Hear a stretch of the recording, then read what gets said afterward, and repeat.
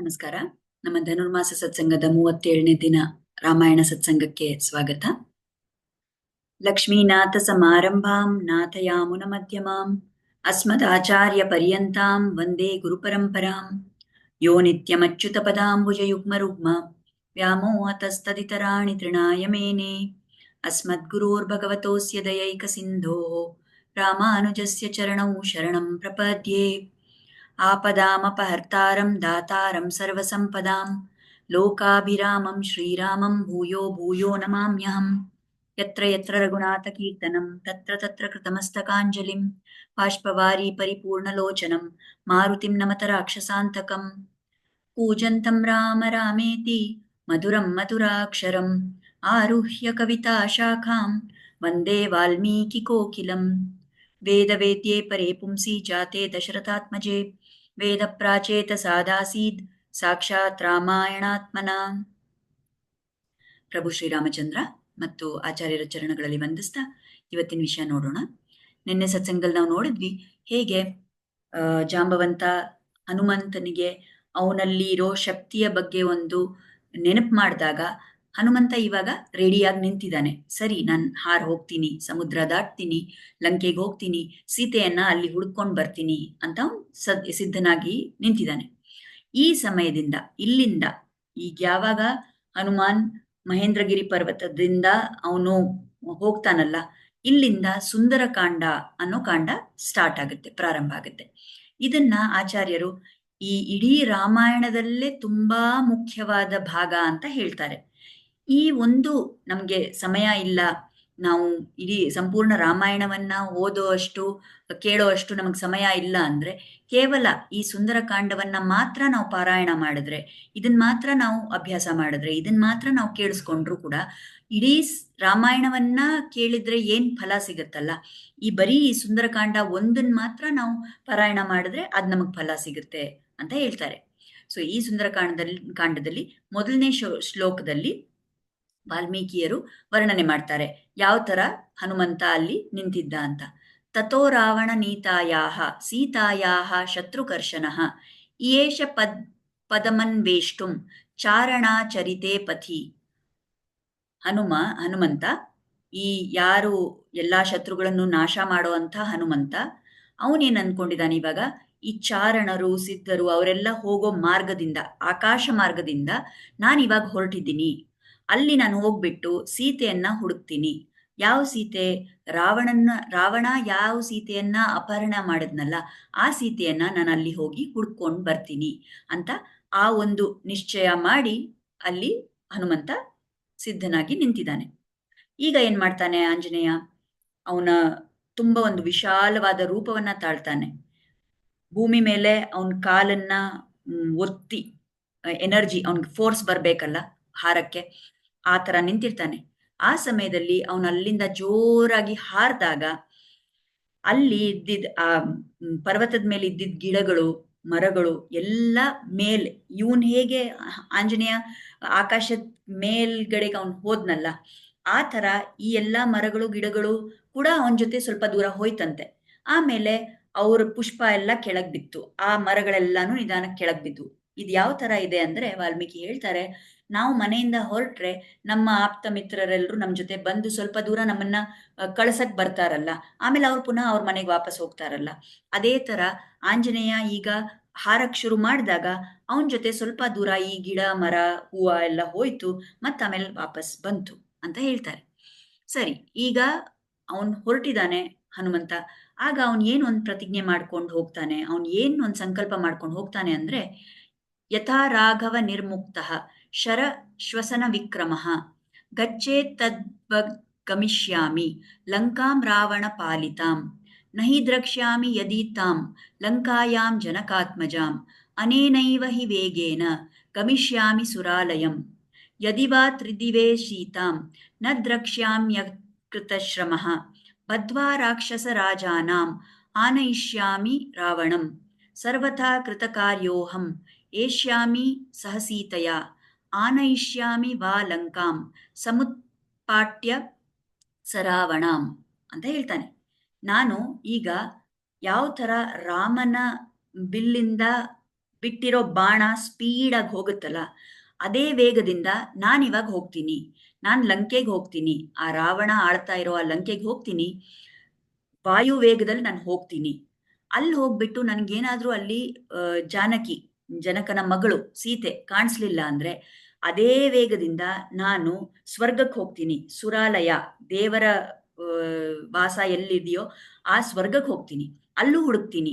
ಅಲ್ಲೂ ನನಗೆ ಸಿಗ್ಲಿಲ್ಲ ಸೀತೆ ಅಂದ್ರೆ, ಮತ್ತೆ ಪುನಃ ನಾನು ಬಂದು ಈ ರಾವಣನನ್ನೇ ಕಟ್ ಹಾಕ್ಬಿಟ್ಟು ಅವನನ್ನೇ ಏನೇ ಒಂದು ಕಷ್ಟ ಇಲ್ಲದೆ ಅನಾಯಾಸವಾಗಿ ಅವನನ್ನು ಎಳ್ಕೊಂಬರ್ತೀನಿ. ಮತ್ತೆ ಒಂದ್ ವೇಳೆ ನನಗೆ ಸೀತೆ ಸಿಕ್ಕಿದ್ರೆ ಸೀತೆನ ಕರ್ಕೊಂಬರ್ತೀನಿ. ಇಲ್ಲ ಅಂದ್ರೆ ಆ ಲಂಕೆಯನ್ನೇ ರಾವಣ ಸಮೇತ ಇರೋ ಆ ಲಂಕೆಯನ್ನ ನಾನು ಎತ್ತಾಕೊಂಡು ಇಲ್ಲಿಗೆ ಬರ್ತೀನಿ ಅಂತ ಆ ಒಂದು ಉತ್ಸಾಹದಿಂದ ಆ, ಹನುಮಂತ ಹೊರಡ್ತಾನೆ. ಸೊ ಈಗ ಅವನು ಹಾರ್ಕೊಂಡು ಹೋಗ್ತಾ ಇರ್ಬೇಕಾದ್ರೆ ಅವನಿಗಲ್ಲಿ ಮಧ್ಯ ಕೆಲವು ಅಡಚಣೆಗಳು ಬರುತ್ತೆ. ಏನ್ ಈ ಅಡಚಣೆಗಳು ಅಂತ ನೋಡೋಣ ಒಂದೊಂದಾಗಿ. ಮೊದಲನೇದಾಗಿ ಏನಾಗುತ್ತೆ, ಅವನು ತುಂಬಾ ಇಷ್ಟು ವೇಗವಾಗಿ ಹೋಗ್ತಾ ಇದ್ದಾರಲ್ಲ, ಆ ಮಹೇಂದ್ರಗಿರಿನಲ್ಲಿದ್ದ ತಪಸ್ವಿಗಳೆಲ್ಲಾನು ತುಂಬಾ ಸಂತೋಷ ಪಡ್ತಾರೆ. ಅದೇ ಸಮಯ ಎಲ್ಲಾ ದೇವತೆಗಳು, ಗಂಧರ್ವರು, ಕಿನ್ನರರು, ಚಾರಣರು, ಎಲ್ಲಾ ದೇವತೆಗಳು ಕೂಡ ನೋಡಿ, ಓ ಇವನು ಎಷ್ಟು ಒಂದು ಧೈರ್ಯದಿಂದ, ಎಷ್ಟೊಂದು ಉತ್ಸಾಹದಿಂದ ರಾಮ ಕಾರ್ಯಕ್ಕಾಗಿ ಹೊರಟಿದಾನಲ್ಲ ಅಂತ ಅವ್ರಿಗೂ ತುಂಬಾ ಸಂತೋಷ ಆಗುತ್ತೆ. ಎಲ್ರೂ ಮನಸ್ಸಲ್ಲಿ ಅವನಿಗೆ ಆಶೀರ್ವಾದ ಮಾಡ್ತಾರೆ, ಇವನ್ ಕಾರ್ಯ ಸಫಲ ಆಗ್ಲಿ, ಇವನಿಗೆ ಯಶ ಸಿಗ್ಲಿ ಅಂತ ಅವರೆಲ್ಲರೂ ಅನ್ಕೊಂಡಿರ್ತಾರೆ. ಅವ್ನು ಹಾರ್ಕೊಂಡು ಹೋಗ್ತಾ ಇರ್ಬೇಕಾದ್ರೆ ಸಮುದ್ರ, ಅವನಿವಾಗ ಸಮುದ್ರವನ್ನ ದಾಟಿತಾನೆ ಹೋಗ್ತಾ ಇರೋದು. ಸೊ ಆ ಸಮುದ್ರ ರಾಜನಿಗೂ ಕೂಡ ತುಂಬಾ ಆಸೆ, ಏನೋ ನಾನು ಇವನಿಗೊಂದು ಸಹಾಯ ಮಾಡಬೇಕು ಅಂತ. ಆದ್ರೆ ಸಮುದ್ರ ಹೇಗ್ ಸಹಾಯ, ಏನ್ ಮಾಡಕ್ಕಾಗತ್ತೆ? ಆಗ ಸಮುದ್ರ ರಾಜ ಏನ್ ಮಾಡ್ತಾನೆ, ಆ ಸಮುದ್ರ ಒಳಗೆ ಮುಳುಗಿರೋ ಸ್ಥಿತಿಯಲ್ಲಿ ಮೈನಾಕ ಅಂತ ಒಂದು ಪರ್ವತ ಇರುತ್ತೆ. ಆ ಮೈನಾಕ ಪರ್ವತಕ್ಕೆ ಹೇಳ್ತಾನೆ ಸಮುದ್ರ, ನೀನು ಮೇಲೆ ಬಾ, ನೀನ್ ಮೇಲ್ ಬಂದ್ಬಿಟ್ಟು ಈ ಆಂಜನೇಯನ್ಗೆ ಏನಾದ್ರೂ ಒಂದು ಆತಿಥ್ಯವನ್ನ ಕೊಡು, ಅವನ್ಗೊಂದು ಒಳ್ಳೆ ರೀತಿಯಲ್ಲಿ ಸತ್ಕಾರ ಮಾಡು ಅಂತ ಹೇಳ್ತಾನೆ. ಸೊ ಇವನ್ ಆಂಜನೇಯ ಹಾರ್ಕೊಂಡು ಹೋಗ್ತಾ ಇರ್ಬೇಕಾದ್ರೆ ಸಡನ್ ಆಗಿ ಅವ್ನು ನೋಡ್ತಾನೆ, ಏನೋ ಒಂದು ಪರ್ವತ ಬಂದ್ಬಿಡ್ತು, ನೀರೊಳಗಿಂದ ಒಂದ್ ಬಂದು ಇವಾಗ ಅಡ್ಡ ನಿಂತಿದೆ ಅವನ್ಗೆ ಅಂತ. ಏನ್ ಮಾಡ್ಬೇಕಂತ ಅವ್ನ್ಗೆ ಅರ್ಥ ಆಗಲ್ಲ. ಆಗ ಆ ಪರ್ವತ ಒಂದು ಮನುಷ್ಯ ರೂಪವನ್ನ ತಾಳಿ ಅದು ಮಾತಾಡುತ್ತೆ, ನಾನು ಮೈನಾಕ ಅಂತ, ನಿಮ್ಮ ತಂದೆ ವಾಯು ಅವರು ನನಗೆ ತುಂಬಾ ಪರಿಚಯದವರು, ಅವ್ರು ನನ್ನ ಮಿತ್ರ. ನೀನು ಇವಾಗ ನಾನು ನಿನಗೆ ಒಂದು ಸಹಾಯ ಮಾಡಕ್ ಬಂದಿದ್ದೀನಿ. ಇಷ್ಟೆಲ್ಲ ದೂರ ನೀನಿನ್ನ ಹಾರ್ ಹೋಗ್ಬೇಕು. ಆಗ್ಲೇ ನೀನು ಇಷ್ಟು ದೂರ ಹಾರ್ಕೊಂಡು ಬಂದಿದ್ಯಾ, ನಿನಗೆ ಸುಸ್ತಾಗಿರ್ಬೋದು. ಇಲ್ಲಿ ಸ್ವಲ್ಪ ಹೊತ್ತು ನೀನು ರೆಸ್ಟ್ ಮಾಡು. ನನ್ನ ಸರ್ಫೇಸ್ ಅಲ್ಲಿ, ನನ್ನ ಮೇಲೆ ಯಾವ ಗಿಡಗಳಿದೆಯೋ ಅಲ್ಲಿ ಹಣ್ಣೆಲ್ಲ ಇದೆ, ಅದನ್ನೆಲ್ಲ ನೀನು ಸ್ವೀಕಾರ ಮಾಡು. ಆಹಾರ ಆಹಾರ ತಗೊಂಡು ಸ್ವಲ್ಪ ರೆಸ್ಟ್ ಮಾಡಿಬಿಟ್ಟು ಸ್ವಲ್ಪ ಸಮಯದ ನಂತರ ನೀನು ಮತ್ತೆ ಚೇತರಿಸ್ಕೊಂಡು ನೀನು ಹೋಗು ಅಂತ ಹೇಳ್ತಾನೆ. ಆವಾಗ ಇವನೊಂದು ಹೇಳ್ತಾನೆ, ಆ ಮೈನಾಕ ಅವನ್ ಹೇಳ್ತಾನೆ, ಕೃತೇ ಚ ಪ್ರತಿಕರ್ತವ್ಯಂ ಏಷ ಧರ್ಮ ಸನಾತನಃ ಸೋಯಂ ತತ್ ಪ್ರತಿಕಾರಾರ್ಥಿ ತ್ವತ್ತಃ ಸಮ್ಮಾನ ಮರ್ಹತಿ. ಯಾರಾದ್ರೂ ನಮಗೊಂದು ಸಹಾಯ ಮಾಡಿದ್ರೆ ನಾವು ಅವ್ರಿಗೆ ರಿಟರ್ನ್ ಅಲ್ಲಿ ನಾವು ಅವ್ರಿಗೆ ಒಂದು ಸಹಾಯ ಮಾಡಬೇಕು. ಯಾರಾದ್ರೂ ನಮಗೊಂದು ಸೇವೆ ಮಾಡಿದಾಗ ನಾವು ಅವ್ರಿಗೆ ಸೇವೆ ಮಾಡಬೇಕು. ಇದು ನಮ್ಮ ಸನಾತನ ಧರ್ಮ. ಸೊ ಈ ಸಮುದ್ರ ರಾಜನಿಗೆ ರಘು ವಂಶದವ್ರಿಗೆ ಏನಾದ್ರೂ ಒಂದು ಸಹಾಯ ಮಾಡಬೇಕು ಅಂತ ಆಸೆ ಇದೆ. ನೀನಿವಾಗ ರಘುವಂಶದ ರಾಘವನ, ರಾಮನ ಒಂದು ಕಾರ್ಯಕ್ಕಾಗಿ ಹೊರಟಿದ್ಯಾ, ಅದಕ್ಕಾಗಿ ನಿನಗೊಂದು ಗೌರವ ಅಂತ ಹೇಳಿ ನಾನು ಸಹಾಯ ಮಾಡಕ್ ಬಂದಿದ್ದೀನಿ ಅಂತ ಹೇಳ್ತಾನೆ. ಸೊ ಇವಾಗ ಹನುಮಂತನಿಗೆ ಗೊತ್ತಾಗತ್ತೆ, ಓಹೋ ಇದು ನಾನು ಅಡಚಣೆ ಅಂತ ಅನ್ಕೊಂಡಿದ್ದು, ಇದು ಆಕ್ಚುಲಿ ಕಷ್ಟ ಕೊಡಕ್ಕೆ ಏನ್ ನನಗೆ ಬಂದಿಲ್ಲ, ಇವ್ರು ನನ್ನ ಸಹಾಯಕ್ಕಂತಾನೆ ಬಂದಿದ್ದಾರೆ ಅಂತ ಅರ್ಥ ಆಗುತ್ತೆ. ಆದ್ರೆ ಹನುಮಂತ ಹೇಳ್ತಾನೆ, ಅವನ್ ಏನ್ ಮಾಡ್ತಾನೆ, ಇನ್ನ ಸ್ವಲ್ಪ ಹೈಟ್ ಅಲ್ಲಿ ಹಾರ್ಬಿಟ್ಟು ಆ ಪರ್ವತದ, ಆ ಮೈನಾಕ ಪರ್ವತದ ಶಿಖರದ ಹತ್ರ ಹೋಗ್ಬಿಟ್ಟು ಆ ಶಿಖರವನ್ನ ತನ್ನ ಕೈಯಿಂದ ಹಿಂಗೆ ದಬ್ಕೋತಾನೆ ಪ್ರೀತಿಯಿಂದ. ಮತ್ ಹೇಳ್ತಾನೆ, ನನಗೆ ತುಂಬಾ ಸಂತೋಷ, ನೀವು ನನಗೆ ಸಹಾಯ ಮಾಡಕ್ ಬಂದಿದ್ದೀರಾ. ಆದ್ರೆ ನಾನು ಒಂದು ಪ್ರತಿಜ್ಞೆ ತಗೊಂಡಿದ್ದೀನಿ, ಆದಷ್ಟು ಬೇಗ ನಾನು ಎಲ್ಲೂ ನಿಲ್ಸ್ಕೊಳ್ದೆ, ಮಧ್ಯ ಎಲ್ಲೂ ನಿಲ್ದೆ ನಾನು ಹೋಗ್ಬೇಕು ಲಂಕೆಗೆ. ಈಗಾಗ್ಲೇ ತುಂಬಾ ಸಮಯ ಆಗೋಗ್ಬಿಟ್ಟಿದೆ. ನಾವು ಇಷ್ಟರಲ್ಲಿ ರಾಮನಿಗೆ ಸೀತೆಯ ಬಗ್ಗೆ ಸುದ್ದಿ ಕೊಡ್ಬೇಕಿತ್ತು. ಈಗ್ಲೇ ತುಂಬಾ ಸಮಯ ಆಗೋಗಿದೆ. ನಾನು ಇಲ್ಲಿ ಸಮಯ ವ್ಯರ್ಥ ಮಾಡಕ್ಕಾಗಲ್ಲ. ಸೊ ನಾನ್ ಇವಾಗ ಹೋಗ್ಬೇಕು. ನಾ ಏನ್ ಮಾಡ್ತೀನಿ ಅಂದಿಲ್ಲ, ಆದ್ಮೇಲೆ ಕಾರ್ಯ ಆದ್ಮೇಲೆ ನಾನು ಬರ್ತೀನಿ ಯಾವಾಗಾದ್ರೂ. ಇವಾಗ ನೀವು ನನಗೆ ಇಷ್ಟೆಲ್ಲ ಸಹಾಯ ಮಾಡ್ತೀನಿ ಅಂತ ಹೇಳಿದಿರಲ್ಲ, ಇದೇ ನನಗೊಂದು ಆತಿಥ್ಯ ಅಂತ ನಾನು ತಗೋತೀನಿ. ನನ್ನನ್ನು ಕ್ಷಮಿಸಿ, ನಾನು ಹೊರಡ್ತೀನಿ ಅಂತ ಹೇಳ್ಬಿಟ್ಟು ಸರಿ ಮೈನಾಕನು ಒಪ್ಕೋತಾನೆ. ಆ ರೀತಿಯಲ್ಲಿ ಹನುಮಂತ ಇನ್ನ ಮುಂದೆ ಹಾರ್ಕೊಂಡು ಹೋಗ್ತಾನೆ. ಮುಂದೆ ಹೋದಾಗ ಅಲ್ಲಿ ಇವಾಗ ಈ ದೇವತೆಗಳೆಲ್ಲ ಇದೆಲ್ಲ ನೋಡಿರ್ತಾರೆ. ಅವ್ರಿಗೆ ತುಂಬಾ ಸಂತೋಷ, ಓ ಮೈನಾಕವನ್ನ ಪ್ರೀತಿಯಿಂದಾನೇ ಇವನು ಸರಿ ಮಾಡಿ ಮುಂದೆ ಹೋಗಿದ್ದಾನೆ. ಸರಿ, ಹಾಗಂದ್ರೆ ಅವನಿಗೆ ಒಂದು ಕ್ಷಮತೆ ಇದೆ, ಗೊತ್ತಾಯ್ತು. ಆದ್ರೆ ಇನ್ನ ಮುಂದೆ ಹೋಗ್ತಾ ಹೋಗ್ತಾ ಅಲ್ಲಿ ಲಂಕೆಗೆ ಹೋದ್ಮೇಲೆ ಇನ್ನ ತುಂಬಾ ಕಷ್ಟ ಅವನಿಗೆ ಎದುರಿಸ್ಬೇಕಾಗತ್ತೆ ಹನುಮಂತ. ನಿಜವಾಗ್ಲೂ ಅವನಿಗೆ ಆ ಕೆಪಾಸಿಟಿ ಇದೆಯಾ, ನಿಜವಾಗ್ಲೂ ಅವನಿಗೆ ಆ ಶಕ್ತಿ ಇದೆಯಾ ಅಂತ ನೋಡ್ಬೇಕು. ದೇವತೆಗಳಿಗೆ ಒಂದು ಇಂಟ್ರೆಸ್ಟ್. ಅವ್ರಿಗೇನಂದ್ರೆ, ಇನ್ನ ಇವನ್ಗೆ ಎಲ್ಲ ಎದುರಿಸುವಂಥ ಶಕ್ತಿ ಇದೆಯಾ ಅಂತ ನಾವು ಒಂದು ಪರೀಕ್ಷೆ ಮಾಡಬೇಕು ಅಂತ. ಅದಕ್ಕೆ ಅವ್ರು ಏನ್ ಮಾಡ್ತಾರೆ, ನಾಗಮಾತೆ ಇರ್ತಾಳೆ ಸುರಸ ಅಂತ. ಅವಳಿಗೆ ಹೇಳಿ ಕಳಿಸ್ತಾರೆ, ನೀನು ಹೋಗು ಅಲ್ಲಿ ಹನುಮಂತ ಹಾರು ಹೋಗ್ತಾ ಇದ್ದಾನಲ್ಲ, ಅವನ ದಾರಿಯಲ್ಲಿ ನೀನು ಅಡ್ಡ ಮಾಡು, ಅಲ್ಲಿ ನೋಡೋಣ ಅವ್ನು ಹೆಂಗೆ ಅದನ್ನ ಟ್ಯಾಕಲ್ ಮಾಡ್ತಾನೆ ಅಂತ ಹೇಳಿ ಕಳಿಸ್ತಾರೆ. ಸೊ ಇವಳು ನಾಗಮಾತೆ ಸುರಸೆ ಏನ್ ಮಾಡ್ತಾಳೆ ಅಂದ್ರೆ, ರಾಕ್ಷಸಿ ರೂಪ ತಗೊಂಡು ಅಲ್ಲಿ ಬರ್ತಾಳೆ. ಅಲ್ಲಿ ಬಂದ್ಬಿಟ್ಟು ಅವಳು ಹೇಳ್ತಾಳೆ, ಹನುಮಂತನ ನಿಲ್ಲಿಸ್ತಾಳೆ. ಯಾರು ನೀನು, ಎಲ್ಲಿ ಹೋಗ್ತಾ ಇದೀಯಾ, ಇಲ್ಲಿಂದ ನೀನ್ ಪಾಸ್ ಆಗಕ್ಕಾಗಲ್ಲ ಅಂತ ಹೇಳ್ತಾಳೆ. ಹನುಮಂತ ಏನಾಯ್ತು, ಯಾಕೆ, ನಾನು ಹಾರು ಹೋಗ್ತಾ ಇದ್ದೀನಿ, ನಂಗೆ ಜಾಗ ಬಿಡು ಅಂತಾನೆ. ಆಗ ಅವಳು ಸೂರಸೆ ಹೇಳ್ತಾಳೆ, ಇಲ್ಲ, ನನಗ್ ಬ್ರಹ್ಮ ವರ ಕೊಟ್ಟಿದ್ದಾನೆ, ಈ ಕಡೆಯಿಂದ ಯಾರೇ ಹೋದ್ರೂನು ಅವರು ನನ್ನ ಬಾಯಿ ಒಳಗ್ ಹೋಗ್ಬಿಟ್ಟೆ ಆಚೆ ಹೋಗ್ಬೇಕು, ಆವಾಗ್ಲೇ ಅವ್ರಿಗೆ ದಾರಿ ನನ್ ಬಿಡೋದು, ಅದ್ ನನಗ್ ವರ ಸಿಕ್ಕಿದೆ ಬ್ರಹ್ಮನಿಂದ ಅಂತ. ಹನುಮಂತ ನೋಡ್ತಾನೆ, ಸರಿ ಇವಳೇನೋ ಹೇಳ್ತಾ ಇದ್ದಾಳಲ್ಲ, ಇವಾಗ ಇವಳು ವರ ಅಂದ್ರೆ ನಾನು ಆ ಕಂಡೀಷನ್ ನಾನು ಫುಲ್ಫಿಲ್ ಮಾಡ್ಬೇಕಲ್ಲ, ಸರಿ ಏನ್ ಮಾಡ್ಲಿ ಅಂತ ಯೋಚನೆ ಮಾಡ್ತಾನೆ. ಆಗ ನೋಡ್ತಾನೆ, ಅವಳ ಬಾಯಿ ಒಂದು ತುಂಬಾ ದೊಡ್ಡದಾಗಿ, ಒಂದ್ ಬಾಯಿ ತುಂಬಾ ದೊಡ್ಡ ರೂಪದಲ್ಲಿ ಅವಳಿದ್ದಾಳೆ, ಅವಳ ಬಾಯಿ ದೊಡ್ಡದಾಗಿ ತೆಗ್ದಿದ್ದಾಳೆ. ಅವಾಗ ಹನುಮಾನ್ ಏನ್ ಮಾಡ್ತಾನೆ, ತನ್ನ ರೂಪ ಇನ್ನ ವಿಶಾಲವಾಗಿ ಮಾಡ್ತಾನೆ, ಇನ್ನ ದೊಡ್ಡದು ಮಾಡ್ತಾನೆ. ಅವಳು ಅವಾಗ ಏನ್ ಮಾಡ್ತಾಳೆ, ಓ ಇವನ್ ರೂಪ ದೊಡ್ಡದಾಯ್ತಾ, ಸರಿ ನನ್ ಬಾಯಿ ಇನ್ನ ದೊಡ್ಡದು ಮಾಡ್ತೀನಿ ಅಂತ ಅವಳ ಬಾಯಿ ಇನ್ನ ದೊಡ್ಡದಾಗಿ ತೆಗಿತಾಳೆ. ಈ ತರ ಒಂದ್ 2-3 ಸರಿ ಆದ್ಮೇಲೆ ಅವಳ ಬಾಯಿ ತುಂಬಾ ದೊಡ್ಡದಾಗಿ ಓಪನ್ ಮಾಡಿರೋ ಸಮಯದಲ್ಲಿ ತಕ್ಷಣಕ್ಕೆ ಆಂಜನೇಯ ಏನ್ ಮಾಡ್ತಾನೆ, ಚಿಕ್ಕದಾಗ್ಬಿಡ್ತಾನೆ, ಬರೀ ಅಂಗುಷ್ಟ ಸೈಜ್ ಅಷ್ಟು ಆಗ್ಬಿಟ್ಟು ಒಳಗೆ ಹೋಗ್ತಾನೆ, ಬಾಯೊಳಗೆ ಟಕ್ ಅಂತ ಆಚೆ ಬಂದ್ಬಿಡ್ತಾನೆ. ಸೊ ಈ ತರ ಅವ್ನ್ ಆಚೆ ಬಂದ್ಬಿಟ್ಟು ಆಮೇಲೆ ಹೇಳ್ತಾನೆ ಅವಳಿಗೆ, ನೋಡಿ ನಿಮ್ಮ ಏನ್ ಕಂಡೀಷನ್ ಇತ್ತಲ್ಲ, ನೀವೇನ್ ಕೇಳಿದ್ರಲ್ಲ, ಬಾಯೊಳಗೆ ಹೋಗ್ಬಿಟ್ಟು ಬರ್ಬೇಕು ಅಂತ ತಾನೇ ನೀವು ಕೇಳಿದ್ದು, ನಾ ಅದನ್ನ ಮಾಡಾಯ್ತು, ಈಗ ನನ್ನನ್ನು ಬಿಡಿ, ನಾನು ಹೊರಡ್ಬೇಕು, ನನ್ನ ರಾಮ ಕಾರ್ಯಕ್ಕಾಗಿ ಹೊರಟಿದ್ದೀನಿ ಅಂತ ಹೇಳ್ತಾನೆ. ಆಗ ಅವಳಿಗೆ ತುಂಬಾ ಸಂತೋಷ ಆಗುತ್ತೆ, ಓ ಇವ್ನು ಎಷ್ಟು ಸ್ಮಾರ್ಟ್ ಆಗಿದ್ದಾನೆ, ಎಷ್ಟು ಒಂದು ಬುದ್ಧಿವಂತಿಕೆಯಿಂದ ಈ ನಾನು ಹೇಳಿದ ವಿಷಯನೂ ಮಾಡಿ, ನನಗ್ ಬೇಜಾರಾಗದೆ ಇರೋ ತರಾನು ಮಾಡಿ, ಆದ್ರೆ ಅವನ್ ತಪ್ಪಿಸ್ಕೊಂಡಿದ್ದಾನೆ ನನ್ನಿಂದ ಅಂತ ಹೇಳಿ ಅವಳ ನಿಜವಾದ ರೂಪ ತಗೊಂಡು, ನಾನು ನಾಗಮಾತೆ, ನನ್ನ ಸುರಸೆ, ದೇವತೆಗಳೇ ನನ್ನನ್ನು ಕಳಿಸಿದ್ದು, ಸರಿ ನಿನಗೆ ನೀನ್ ತುಂಬಾ ಒಳ್ಳೆ ಕೆಪಾಸಿಟಿ ಇದೆ ನಿನ್ಗೆ, ನೀನ್ ಚೆನ್ನಾಗಿ ಯಶಸ್ ಬರ್ಲಿ ನಿನ್ಗೆ ಅಂತ ಹೇಳಿ ಅವಳು ಆಶೀರ್ವಾದ ಕೊಟ್ಬಿಟ್ಟು ಕಳಿಸ್ತಾಳೆ. ಸೊ ಇಲ್ಲಿಂದ ಮುಂದೆ ಆಂಜನೇಯ ಮತ್ತೆ ಹಾರ್ಕೊಂಡು ಹೋಗ್ತಾ ಇರ್ತಾನೆ. ಸೊ ಇವತ್ತಿಗೆ ನಮ್ಮ ಕಥೆ ಅಂಶ ನಾವು ಇಲ್ಲಿಗೆ ನಿಲ್ಸೋಣ. ಇವತ್ತು ನಾವು ಮಾತಾಡಿರೋ ಈ ವಿಷಯಗಳಲ್ಲಿ ನಮಗೇನಿದೆ ಕಲಿಯಕ್ಕೆ ಅನ್ನೋದನ್ನ ಮುಂದೆ ನೋಡೋಣ. ಈಗ ನಾವು ಹೇಳಿದ್ವಿ, ಈ ಕಾಂಡವನ್ನ ಸುಂದರ ಕಾಂಡ ಅಂತ ಹೇಳ್ತಾರೆ. ಬೇರೆ ರಾಮಾಯಣದಲ್ಲಿರೋ ಎಲ್ಲಾ ಕಾಂಡಗಳಿಗೂ ಅದು ಎಲ್ಲಿ ನಡೀತು ಅಥವಾ ಅಲ್ಲಿ ಏನ್ ಘಟನೆಗಳು ನಡೆದವು ಅದ್ರ ಪ್ರಕಾರ ಹೆಸರು ಕೊಟ್ಟಿದ್ದಾರೆ. ಈಗ ರಾಮ, ಲಕ್ಷ್ಮಣ, ಭರತ, ಶತ್ರುಘ್ನ ಅವರೆಲ್ಲ ಚಿಕ್ಕವರಾಗಿದ್ದಾಗ ಆಗಿದ್ದೆಲ್ಲ ಘಟನೆಗಳು ಅದು ಬಾಲಕಾಂಡ. ಆಮೇಲೆ ಅಯೋಧ್ಯೆನಲ್ಲಿ ಏನೇನಾಯಿತು ಅಂತ ನೋಡೋದಕ್ಕೆ ಅಯೋಧ್ಯಾಕಾಂಡ. ಆಮೇಲೆ ನಾವು ನೋಡಿದ್ವಿ, ಅವ್ರ ಕಾಡಿಗೆ ಹೋದ್ರು, ವನವಾಸಕ್ಕೆ ಹೋದ್ರು, ಆ ಕಾಡಲ್ಲಿರುವಾಗ ಅರಣ್ಯಕಾಂಡ. ನಂತರ ಕಿಷ್ಕಿಂದೆಗೆ ಬಂದ್ರು, ಕಿಷ್ಕಿಂಧಾಕಾಂಡ. ಇದಾದ್ಮೇಲೆ ಯುದ್ಧ ಆಗತ್ತೆ ರಾಮ ರಾವಣನಿಗೆ, ಅವಾಗ ಅದು ಯುದ್ಧಕಾಂಡ. ಮತ್ತೆ ಮುಂದೆ ಇದೆಲ್ಲ ನಡೆದು ರಾಮನ ಪಟ್ಟಾಭಿಷೇಕ ಎಲ್ಲ ಆದ್ಮೇಲೆ ನಂತರ ಬಂದಿದ್ದ ಕಾಂಡಕ್ಕೆ ಹೆಸರು ಉತ್ತರಕಾಂಡ. ಸೊ ಈ ತರ ಆ ಕಾಂಡಗಳಿಗೆ ಏನು ವಿಶೇಷವಾದ ಒಂದು ಹೆಸರಿಲ್ಲ. ಆದ್ರೆ ಇಲ್ಲಿ ಸುಂದರ ಕಾಂಡ ಅಂತ ಇಟ್ಟಿದ್ದಾರೆ ಹೆಸರು ವಾಲ್ಮೀಕಿ. ಯಾಕೆ ಅಂದ್ರೆ ಈ ಸುಂದರ ಅನ್ನೋ ಹೆಸರು ಆಂಜನೇಯನ ನಿಜವಾದ ಹೆಸರು. ಈಗ ಅವನಿಗೆ ಅಂಜನ ಅನ್ನೋ ವಾನರ ಮಹಿಳೆಯ ಪುತ್ರ ಅಂತ ಆಂಜನೇಯ ಅಂತ ಹೆಸರು ಬಂತು. ಅವನಿಗೆ ಇಂದ್ರ ವಜ್ರಾಯುಧವನ್ನ ಹಾಕಿ ಅವನಿಗೆ ಇಲ್ಲಿ ಏಟಾಗಿತ್ತು ಅಂತ ಹೇಳಿ ಹನು ಜಾಗದಲ್ಲಿ ಏಟಾಗಿತ್ತು ಅಂತ ಹನುಮಾನ್ ಅಂತ ಹೆಸರು ಬಂತು.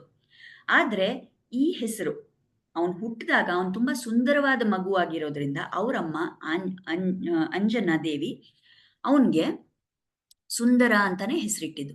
ಸೊ ಈ ಕಾಂಡದಲ್ಲಿ ಎಲ್ಲಾ ಇರೋದು ಈ ಸುಂದರ ಅಂತ ಹೆಸರಿಟ್ಕೊಂಡಿರೋ ಈ ಹನುಮಂತನ ಪರಾಕ್ರಮ ಅದೇ ಹೇಳಲಾಗಿದೆ. ಅದಕ್ಕೋಸ್ಕರ ವಾಲ್ಮೀಕಿ ಋಷಿಗಳು ಇದಕ್ಕೆ ಸುಂದರ ಕಾಂಡ ಅಂತ ಹೆಸರಿಟ್ಟಿದ್ದಾರೆ.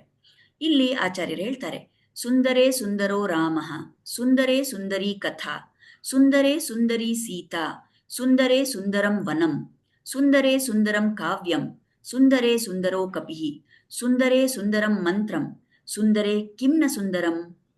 ಈ ಸುಂದರಕಾಂಡದಲ್ಲಿ ರಾಮ ಇದ್ದಾನೆ, ಸುಂದರವಾದ ರಾಮ ಇದ್ದಾನೆ. ಈ ಕಥೆ ಎಷ್ಟು ಸುಂದರವಾಗಿದೆ. ಸೀತೆ ಸುಂದರಿಯಾಗಿದ್ದಾಳೆ.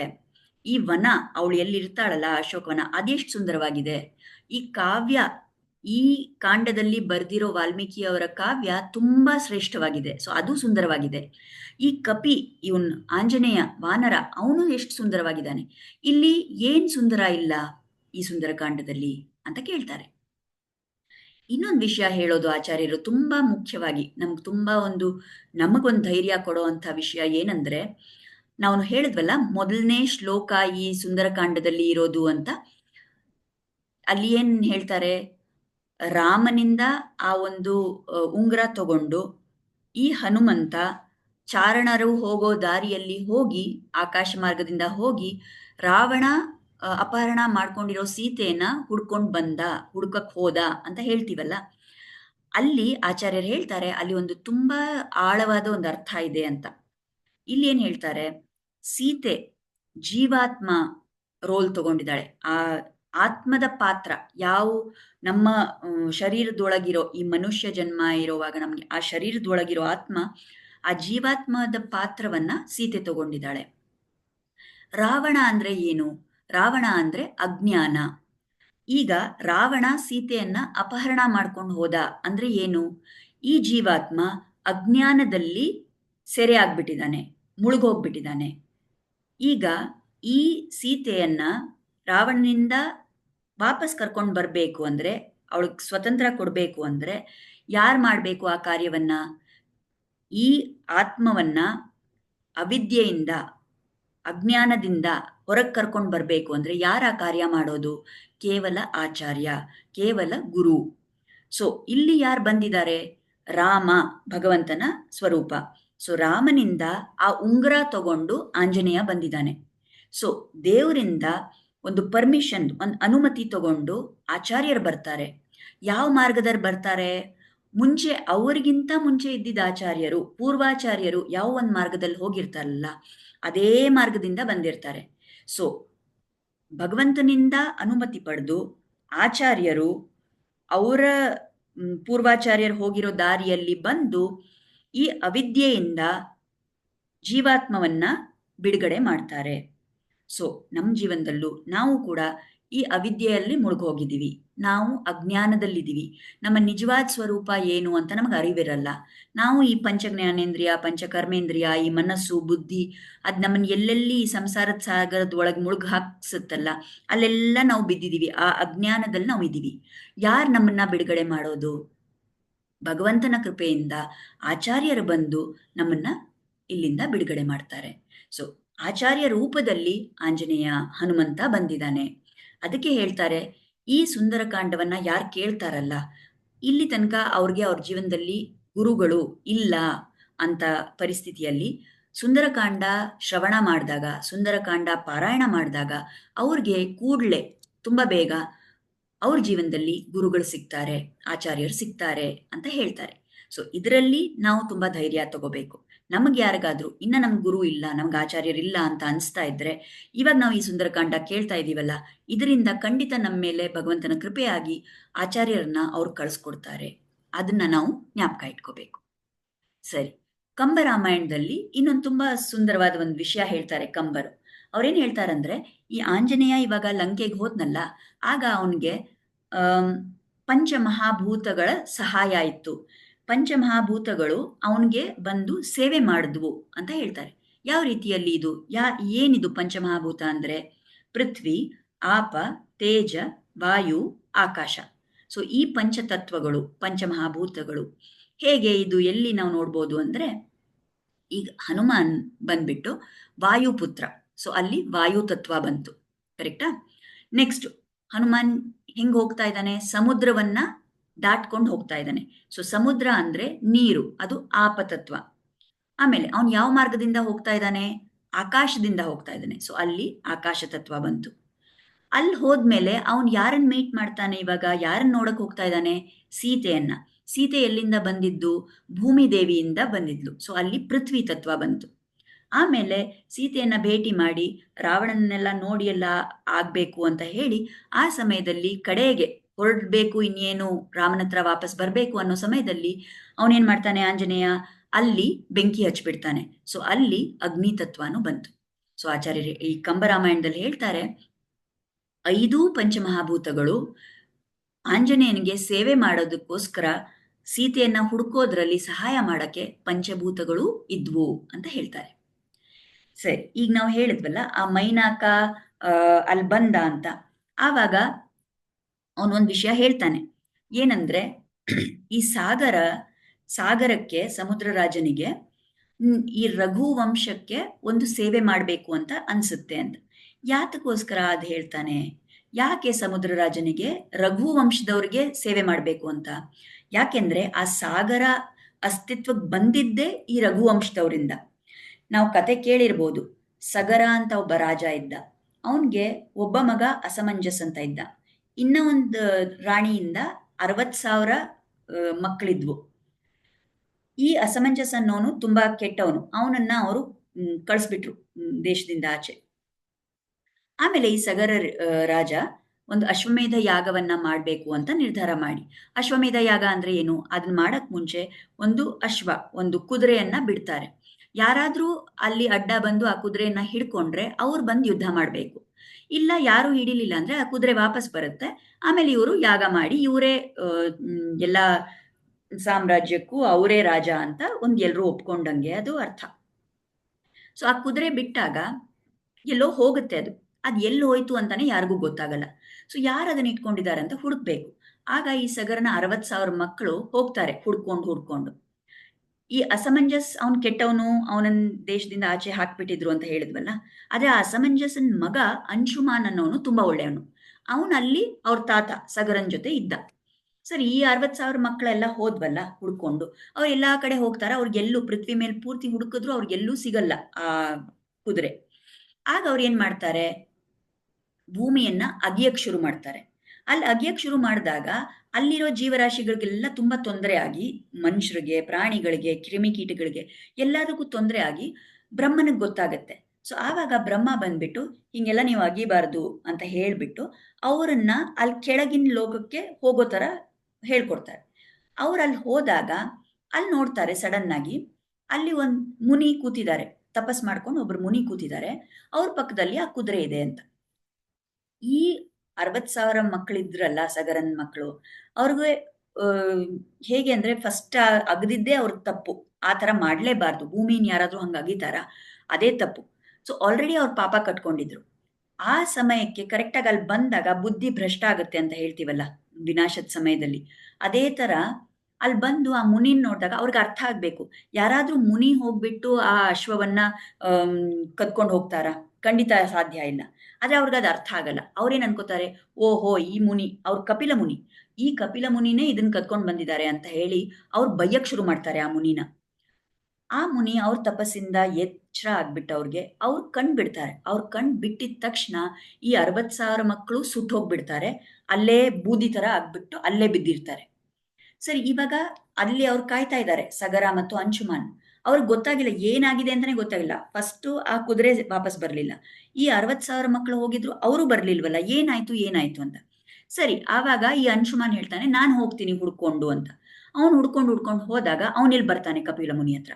ಅವಾಗ ಅವನಿಗೆ ಅರ್ಥ ಆಗುತ್ತೆ, ಈ ಕಪಿಲ ಮುನಿ ಅಲ್ಲ ಈ ಕುದುರೆನ ಕದ್ಕೊಂಡಿಲ್ಲ. ಆಮೇಲೆ ಅಲ್ಲಿ ನೋಡ್ತಾನೆ, ಅಲ್ಲೆಲ್ಲ ಬೂದಿ ಬಿದ್ದಿದೆಯಲ್ಲ, ಏನಿದು ಏನಾಯ್ತು ಅಂತ ಕೇಳ್ತಾನೆ ಮುನಿಗಳನ್ನ. ಅವ್ರ ಮುನಿ ಹೇಳ್ತಾರೆ, ಇದೆಲ್ಲ ನಡೆದಿದ್ದು ಅವ್ರು ಹೇಳ್ತಾರೆ. ಆವಾಗ ಅಂಶುಮಾನ್ ತುಂಬಾ ಬೇಜಾರಾಗುತ್ತೆ. ಅಯ್ಯೋ, ನಮ್ ದೊಡ್ಡಪ್ಪ ಚಿಕ್ಕಪ್ಪ ಎಲ್ಲ ಇವ್ರು ಇಲ್ಲೇ ಬಿದ್ದಿದಾರಲ್ಲ, ಇವ್ರಿಗೆ ಹೇಗ್ ಮುಕ್ತಿ ಸಿಗುತ್ತೆ, ಇವ್ರಿಗೆ ಹೇಗ್ ಬಿಡುಗಡೆ ಸಿಗುತ್ತೆ ಈ ಸ್ಥಿತಿಯಿಂದ ಅಂತ ಕೇಳ್ತಾನೆ. ಆವಾಗ ಕಪಿಲ ಮುನಿ ಹೇಳ್ತಾರೆ, ನೀನು ಏನಾದ್ರೂ ಪ್ರಯತ್ನ ಮಾಡಿ ಮೇಲೆ ಸ್ವರ್ಗಲೋಕದಲ್ಲಿ ಇರೋ ಗಂಗೆಯನ್ನ ಇಲ್ಲಿ ಕರ್ಕೊಂಡ್ ಬರ್ಬೇಕು. ಗಂಗೆ ಇಲ್ಲಿ ಬಂದು ಅವಳು ಪವಿತ್ರವಾದ ಜಲ ಇವ್ರ ಮೇಲೆ ಬಂದ್ರೆ ಆವಾಗ ಅವ್ರಿಗೆ ಮುಕ್ತಿ ಸಿಗುತ್ತೆ ಅಂತ ಹೇಳಿರ್ತಾರೆ ಕಪಿಲ ಮುನಿ. ಸೊ ಈ ಅಂಶುಮಾನ್ ವಾಪಸ್ ಹೋಗ್ತಾನೆ. ಅಲ್ಲಿ ಹೇಳ್ತಾನೆ, ಅವನು ತುಂಬಾ ಪ್ರಯತ್ನ ಪಡ್ತಾನೆ, ಆದ್ರೆ ಅವನಿಗೇನು ಮಾಡಕ್ಕಾಗಲ್ಲ. ಅಂಶುಮಾನಿನ ಮಗ ದಿಲೀಪ ಅಂತ ರಾಜ, ಅವರು ತುಂಬಾ ಪ್ರಯತ್ನ ಪಡ್ತಾರೆ, ಅವರು ತಪಸ್ ಮಾಡ್ತಾರೆ, ಆದ್ರೆ ಅವ್ರಿಗೂ ಸಾಧ್ಯ ಆಗಲ್ಲ. ಆ ದಿಲೀಪನ ಮಗ ಭಗೀರಥ ಅಂತ. ಆ ಭಗೀರಥ ಏನಂದ್ರೆ ಚಿಕ್ಕ ವಯಸ್ಸಲ್ಲೇ ಅವ್ನು ನಿರ್ಧಾರ ಮಾಡ್ಬಿಡ್ತಾನೆ, ನಾನ್ ಈ ಕಾರ್ಯ ಮಾಡೋ ತನಕ ನಾನ್ ರಾಜ ಆಗೋದೇ ಇಲ್ಲ ಅಂತ. ಅವ್ನು ತುಂಬಾ ಘೋರವಾದ ತಪಸ್ ಮಾಡ್ತಾನೆ. ಅಲ್ಲಿ ಆಮೇಲೆ ಬ್ರಹ್ಮ ಸಂತೋಷ ಆಗಿ ಆಮೇಲೆ ಅವನಿಗೆ ವರ ಸಿಗುತ್ತೆ, ಓಕೆ ಗಂಗೆ ಬರ್ಬೋದು ಅಂತ. ಆವಾಗ ಅವನ ತಪಸ್ಸಿಂದ ಗಂಗೆ ಕೆಳಗೆ ಬರಬೇಕು ಅನ್ನೋದು ನಿರ್ಧಾರ ಆಗುತ್ತೆ. ಆದರೆ ಗಂಗೆ ಅವಳು ಫೋರ್ಸಲ್ಲಿ ಬಿದ್ದರೆ ಭೂಮಿ ಮೇಲೆ ಎಲ್ಲ ಕೊಚ್ಕೊಂಡು ಹೋಗ್ಬಿಡುತ್ತೆ. ಸೊ ಏನು ಮಾಡೋದು? ಆಗ ಶಿವ ಅವನ ಜಟೆಯನ್ನ ಓಪನ್ ಮಾಡಿ ಇಟ್ಕೊಂಡು ಗಂಗೆ ಅದ್ರ ಒಳಗೆ ಬೀಳೋ ಥರ ಮಾಡ್ತಾರೆ. ಆಮೇಲೆ ಅಲ್ಲಿಂದ ಒಂದು ಚಿಕ್ಕ ಸ್ರೋತವಾಗಿ ಗಂಗೆ ಹೊರಗಡೆ ಬರ್ತಾಳೆ. ಸೊ ಆ ಗಂಗೆ ಶಿವನ ಜಟಾಮುಡಿಯಿಂದ ಬಂದಿದ್ದ ಗಂಗೆಯನ್ನ ಈ ಭಗೀರಥ ಕರ್ಕೊಂಡು ಬರ್ತಾನೆ. ಅಲ್ಲಿ ಬಂದು ಆ ಯಾವ ಜಾಗ 60,000 ಸಗರನ್ ಮಕ್ಕಳು ಅದನ್ನ ಅಗದಿಟ್ಟಿದ್ರಲ್ಲ, ಅಲ್ಲೆಲ್ಲ ಬಂದು ಆ ಗಂಗೆ ತುಂಬಿಸ್ಬಿಡ್ತಾಳೆ ಆ ಜಾಗ. ಅದೇ ಜಾಗ ಸಾಗರ ಆಗಿದ್ದು. ಆಮೇಲೆ ಭಗೀರಥ ಅವಳನ್ನ ಇನ್ನ ಕೆಳಕಲ್ಲಿ ಕರ್ಕೊಂಡು ಹೋಗ್ಬಿಟ್ಟು ಆ ಎಲ್ಲಿ ಬೂದಿ ಎಲ್ಲ ಬಿದ್ದಿತ್ತಲ್ಲ ಅಲ್ಲಿನೂ ಅವಳು ಹೋಗ್ತಾಳೆ. ಆಮೇಲೆ ಆ 60,000 ಮಕ್ಕಳಿಗೆ ಮುಕ್ತಿ ಸಿಗುತ್ತೆ. ಸೊ ಈ ಗಂಗೆ ಯಾವ ಆ ಭೂಮಿ ಅಗದಿರೋ ಕೆತ್ತಿರೋ ಭೂಮಿ ಮೇಲೆಲ್ಲ ಬಂದು ಅಲ್ಲಿ ತುಂಬಿಸ್ಕೊಂಡಿರ್ತಾಳಲ್ಲ, ಅದನ್ನೇ ಸಾಗರ ಅಂತ ಹೇಳೋದು. ಸೊ ಈಗ ಸಾಗರ, ಈ ಸಮುದ್ರ, ಅದಕ್ಕೆ ಅಸ್ತಿತ್ವನೇ ಬಂದಿದ್ದು ಯಾವುದರಿಂದ? ಈ ಭಗೀರಥನಿಂದ. ಈ ಭಗೀರಥ ಎಲ್ಲಿನವನು? ಅವನು ರಘುವಂಶದವನು ಅಲ್ವಾ? ಸೊ ನೀವು ಕೇಳಿರ್ಬೋದು, ಈ ಗಂಗೆಗೆ ಈ ಭಗೀರಥ ಅವಳನ್ನ ಕರ್ಕೊಂಡ್ ಬಂದಿದ್ದಕ್ಕೆ ಭಗೀರಥನ ಮಗಳು ಅನ್ನೋ ರೀತಿಯಲ್ಲಿ ಅವಳಿಗೆ ಭಾಗೀರಥಿ ಅಂತಾನೂ ಒಂದು ಹೆಸರಿದೆ. ಮತ್ತೆ ಇಲ್ಲಿ ತನಕ ನಾವು ಹೇಳ್ತೀವಿ, ಯಾರಾದ್ರೂ ಒಂದು ತುಂಬಾ ಪ್ರಯತ್ನ ಪಟ್ಟು ತುಂಬಾ ಕಷ್ಟಪಟ್ಟು ಒಂದು ಕಾರ್ಯವನ್ನ ಸಾಧಿಸಿದ್ರೆ ನಾವು ಅದಕ್ಕೆ ಭಗೀರಥ ಪ್ರಯತ್ನ ಅಂತ ಹೇಳ್ತೀವಿ, ಇದೇ ಕಾರಣದಿಂದ. ಸೊ ಈ ಸಾಗರಕ್ಕೆ, ಈ ಸಮುದ್ರಕ್ಕೆ ಅಸ್ತಿತ್ವ ಬಂದಿದ್ದೇ ಈ ರಘುವಂಶದಿಂದ. ಅದಕ್ಕೋಸ್ಕರ ನಮ್ಮ ಸನಾತನ ಧರ್ಮದಲ್ಲಿ ಇರೋ ಒಂದು ಕಾನ್ಸೆಪ್ಟ್ ಏನಂದ್ರೆ, ನಮಗೆ ಯಾರು ಒಂದು ಸಹಾಯ ಮಾಡ್ತಾರೋ ನಾವು ಅವ್ರಿಗೆ ಪುನಃ ಒಂದು ಸಹಾಯ ಮಾಡಬೇಕು. ಅದನ್ನ ಅಲ್ಲಿ ಮೈನಾಕ ಹೇಳ್ತಾ ಇದ್ದಾನೆ. ಈ ಸಮುದ್ರ ರಾಜನಿಗೆ ಇವಾಗ ರಘುವಂಶದವರು ಅವನಿಗೆ ಸಹಾಯ ಮಾಡಿದ್ರು, ಅವನ ಅಸ್ತಿತ್ವಕ್ಕೆ ಅವರೇ ಕಾರಣ. ಸೊ ಅವನಿಗೂ ಒಂದು ಸೇವೆ ಮಾಡಬೇಕು. ರಾಮ ಇವಾಗ ರಘುವಂಶದವನು. ಸೊ ರಾಮನ ಒಂದು ಕಾರ್ಯ ನಡೀತಾ ಇದೆ ಅಂದ್ರೆ ಅದರಲ್ಲಿ ಅವನು ಸಹಾಯ ಮಾಡಬೇಕು ಅಂತ ಅವನಿಗಿಷ್ಟ ಅಂತ. ಆ ಕನೆಕ್ಷನ್ ಅಲ್ಲಿ ನಾವು ನೋಡ್ಕೋಬೇಕು. ಸರಿ, ಈಗ ನಾವು ನೋಡಿದ್ವಿ ಈ ಮೈನಾಕ ಅನ್ನೋನು ತುಂಬಾ ಒಂದು ಏನಂತೀವಿ, ಸಪೋರ್ಟ್ ಮಾಡಕ್ಕೆ, ಒಂದು ಸಹಾಯ ಮಾಡಕ್ ಬಂದ. ಆದ್ರೆ ಆಂಜನೇಯನ್ಗೆ ಅವನ್ದೇನ್ ಗುರಿ ಇದೆ, ಅವನ್ ಅದ್ರ ಮೇಲೆ ಕಣ್ಣಿಟ್ಕೊಂಡು ಅವನ ದೃಷ್ಟಿ ಫೋಕಸ್ಡ್ ಆಗಿ ಅವ್ನು ಇಟ್ಕೊಂಡಿದ್ದ. ಸೊ ಈ ಒಂದು ಅಡಚಣೆ ಬಂತು ಅವನಿಗೆ. ಮೈನಾಕ ಬಂದಿದ್ದು ಒಳ್ಳೆ ಉದ್ದೇಶದಿಂದಾನೆ. ಆ ಅಡಚಣೆಯನ್ನ ಅವನು ಪ್ರೀತಿಯಿಂದ ಗೆದ್ದ. ಎರಡನೇದಾಗ ನಾವು ನೋಡಿದ್ವಿ, ಈ ಸುರಸ ಬಂದ್ಲು, ದೇವತೆಗಳು ಅವಳನ್ನ ಕಳಿಸಿದ್ರು, ಅವಳು ಬಂದಿದ್ಲು. ಅವಳು ಏನಕ್ಕೆ ಬಂದ್ಲು? ಪರೀಕ್ಷೆ ಮಾಡಕ್ ಬಂದ್ಲು. ಸೊ ಅವಳು ಸಹಾಯ ಮಾಡಕ್ ಬರ್ಲಿಲ್ಲ, ಕಷ್ಟ ಕೊಡಕ್ಕೂ ಬರ್ಲಿಲ್ಲ, ಆದ್ರೆ ಪರೀಕ್ಷೆ ಮಾಡಕ್ ಬಂದ್ಲು. ಅದನ್ನ ಹೆಂಗ್ ಎದುರಿಸ್ದ ಹನುಮಂತ? ಅವನ ಬುದ್ಧಿಯಿಂದ, ಅವನು ಬುದ್ಧಿವಂತಿಕೆಯಿಂದ ಅವನು ಅದನ್ನ ಎದುರಿಸ್ದ. ಸೊ ಈ ತರ ಇನ್ನ ಮುಂದೆ ಏನೋ ಅಡಚಣೆಗಳು ಬರೋದಿದೆ ಹನುಮಂತನಿಗೆ. ಅದು ಏನು ಅನ್ನೋದು ನಾಳೆ ಸತ್ಸಂಗದಲ್ಲಿ ನೋಡೋಣ. ಇಲ್ಲಿ ತನಕ ನಾವು ಇಷ್ಟೆಲ್ಲ ವಿಷಯಗಳನ್ನು ಕಲ್ತಿದ್ದೀವಿ, ಇದೆಲ್ಲ ನಮಗೆ ಕಲಿಯಕ್ ಸಿಕ್ತು ಅಂತ ಹೇಳಿ ನಾವು ಆಚಾರ್ಯರು ಮತ್ತು ಪ್ರಭು ಶ್ರೀರಾಮಚಂದ್ರರ ಚರಣಗಳಲ್ಲಿ ಕೃತಜ್ಞತೆನ ಸಲ್ಲಿಸೋಣ. ಅವರ ಆಶೀರ್ವಾದ ಸದಾ ನಮ್ಮ ಮೇಲಿರಲಿ ಅಂತ ಪ್ರಾರ್ಥನೆ ಮಾಡೋಣ. ಮಂಗಳಂ ಕೋಸಲೇಂದ್ರಾಯ ಮಹನೀಯ ಗುಣಾಬ್ಧಯೇ ಚಕ್ರವರ್ತಿ ತನೂಜಾಯ ಸಾರ್ವಭೌಮಾಯ ಮಂಗಳಂ. ವೇದ ವೇದಾಂತ ವೇದ್ಯಾಯ ಮೇಘಶ್ಯಾಮಲಮೂರ್ತಯೇ ಪುಂಸಾಂ ಮೋಹನ ರೂಪಾಯ ಪುಣ್ಯಶ್ಲೋಕಾಯ ಮಂಗಳಂ. ಪಿತೃಭಕ್ತಾಯ ಸತತಂ ಭ್ರಾತೃಭಿಃ ಸಹ ಸೀತಯಾ ನಂದಿತಾಖಿಲಲೋಕಾಯ ರಾಮಭದ್ರಾಯ ಮಂಗಳಂ. ಶ್ರೀಮತೆ ರಘುವೀರಾಯ ಸೇತೂಲಂಘಿತಸಿಂಧವೇ ಜಿತರಾಕ್ಷಸರಾಜಾಯ ರಣಧೀರಾಯ ಮಂಗಳಂ.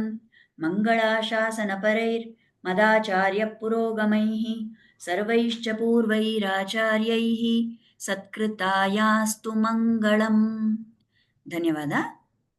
ಇವತ್ತಿಗೆ ಇಲ್ಲಿ ನಿಲ್ಲಿಸೋಣ. ನಾಳೆ ಮತ್ತೆ ಏನಿದೆ ಅಂತ ನೋಡೋಣ. ನಮಸ್ಕಾರ.